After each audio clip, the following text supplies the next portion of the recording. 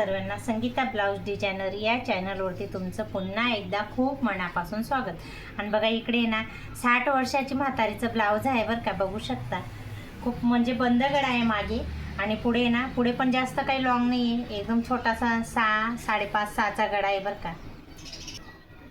बघा 40 साईजचं ब्लाउज म्हणजे पूर्ण छाती 40 आली, त्याचे 4 भाग घड्या करायचे आहे। तर एक घडी येते 10ची आणि बघा इकडे 10 आणि इकडे 2 इंच थोडंसं जास्त घेते। असं मी ना 4 फोल्ड करून आहे ना एक साथमध्ये कापून घेते, म्हणजे जेणेकरून आहे ना बॅक पार्टने फ्रंट पार्ट एकाच याच्यात कटिंग होईल। बघा आता हे बॅक पार्टने फ्रंट पार्ट म्हणजे मागचा भाग आणि पुढचा भाग आहे ना आपला, तो छान असा कटिंग करून घेते मी। बघा 2 फोल्ड केलं इथं, इकडे बॅक पार्टने इकडे फ्रंट पार्ट असं दोघं काढायचे आणि बघा 4 फोल्ड करून घेतलं, बघू शकता। पूर्ण लंबाई घ्यायची बरं का, कारण म्हाताऱ्या बाईंना आहे ना खूप लांब ब्लाऊज लागतं त्याच्यामुळे। आणि बघा इकडे ना मी आता शोल्डर घेते, शोल्डर आहे ना थोडं 6.5 घेते बरं का, कारण बंद गळा आहे मागे त्याच्यामुळे थोडं शोल्डर जास्तच घेतलेलं बरं, नाही तर मग इथे ना ताणलं जातं ते आपण वेअर करतो ना तेव्हा। बघा इकडे मुंडा पण 7 घेते मी, शोल्डर 6.5 घेतलंय बरं का, मोठंच घेतलंय आणि 7 घेतलंय। आणि पुढचा गळा आहे ना 6च घेते बरं का, जास्त काही पाहिजे नाही त्यांना गळा, नॉर्मलच पाहिजे। हे बघा 6 आणि रुंदीला नेहमीप्रमाणे 2.5 घेतलंय, इथं बी 2.5 घेतलंय। आणि बघा इकडे ना 1 इंच आणि अर्धा इंचवरती छान अशी टिक करून घ्यायची। म्हाताऱ्या बाईंना कसं व्यवस्थित लागतं, भले ते कसे पण थोडे ढिलं राहिलं चालं, पण फिटिंग नाही पाहिजे त्यांना, म्हणून थोडं जास्तीच माप घेतलं आहे मी। 10 घेतली एक घडी आणि इकडे कमरेची फिटिंग आहे ना 9.5 आहे, सेमच येते बरं का, पण थोडंसं कसं फिटिंगमध्ये घेईन ते, कारण त्यांना कमरेची आणि छातीची फिटिंग सेम राहते काही टायमाला। बघा इथं छान असं कट करून घेते।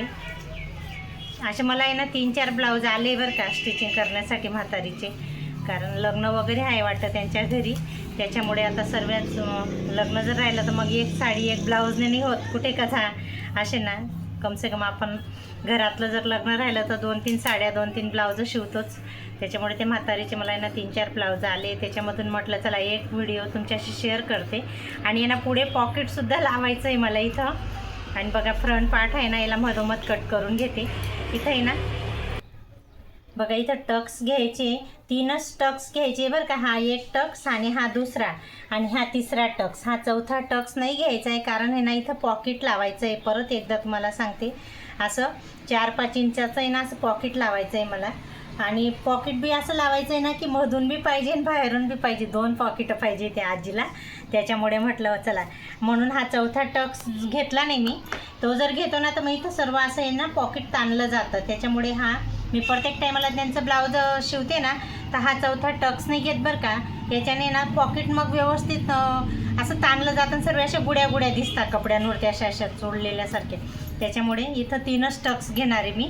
आणि हा पहिला टक्स आहे ना 3.5 अंतर आहे, 4 इंच नेहमीप्रमाणे तसंच, आणि हा दुसरा टक्सचा अंतर बी 2 आहे, याचं बी 2 आहे। खूप छान असं सुंदर ब्लाऊज कटिंग झालं आहे फ्रंट पार्ट। आणि आता बॅक पार्ट तुम्हाला ते पण दाखवते।